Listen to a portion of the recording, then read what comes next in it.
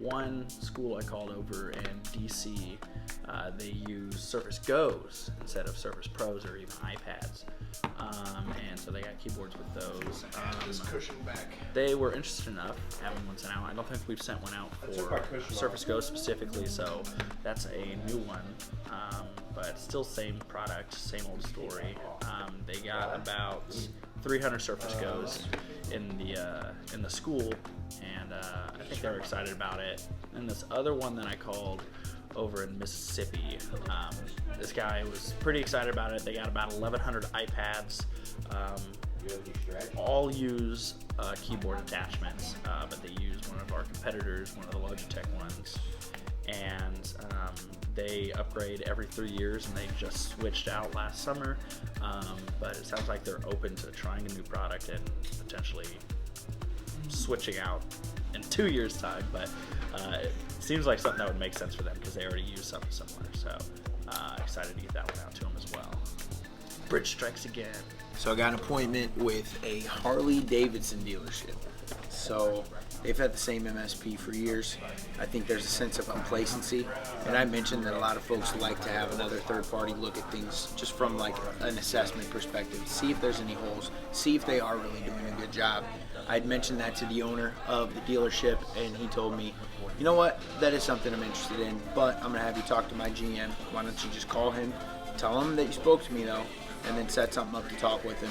So I did just that. The general manager didn't really have any questions because he didn't really know, but the fact that I told him I talked to the boss first, he told me to call you. I just want to set up some time to get to know you a little bit first.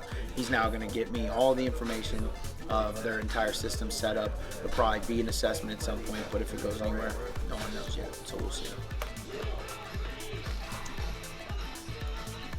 Hey. Oh boy. Oh boy. So I got the CIO on the phone for the first time.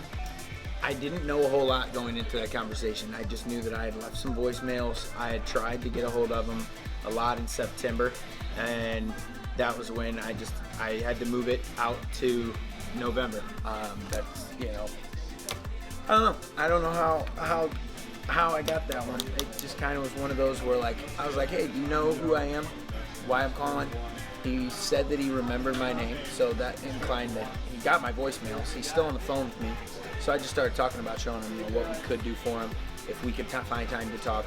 He started mentioning that they have another company that they used, and he said they were doing some stuff with like Office 365. So I immediately turned that and was like, well, our president worked at Microsoft before starting the company, so that was my value. I think I just hit on the right piece and was like, we'd love to talk to you and show you what we could do for you. And he agreed to do a Teams meeting. I asked him if it would be cooler in person, but they don't have people in the office. There's like a 2-week span. Just long story short, couldn't do it in person. So we did a Teams meeting. But it's about 180 users, 10 servers at that location, and I'm pretty excited. So another one from Miami.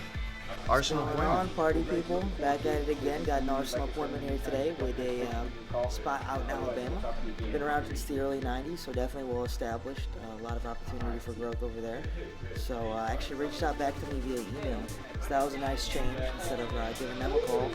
So pretty excited. Hopefully it goes well, and they're pumped to talk to Aaron. So should definitely lead somewhere. Excited to see what happens. Got one in Vegas now to go along with the one in Miami and the one in Virginia Beach from earlier.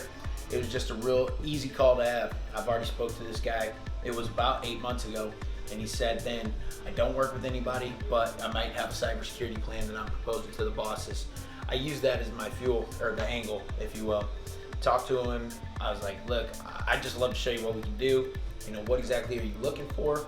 And then he started saying, well, if we can lower their rates for cyber insurance, if we can just overall help the security of the infrastructure there, it's worth his time. So I was like, yeah, I think that's exactly what we can do. Starting off with a Teams meeting, we find the need that it's valuable enough, we'll do it in person afterwards, but it's like 300 users plus. They've got at least 20 plus servers, so there's a lot of business there. 300 users is a lot for just one guy. So, piece number 3. So I got one for my partner out in California. It's a small church. They had 5 users over there, but they're using like a break fix guy right now. they said it usually takes a while to get out of there, or to get out there when something goes wrong with their computer. So they're looking for someone who can get out there in a timely manner and resolve their issues when they come up and they rise.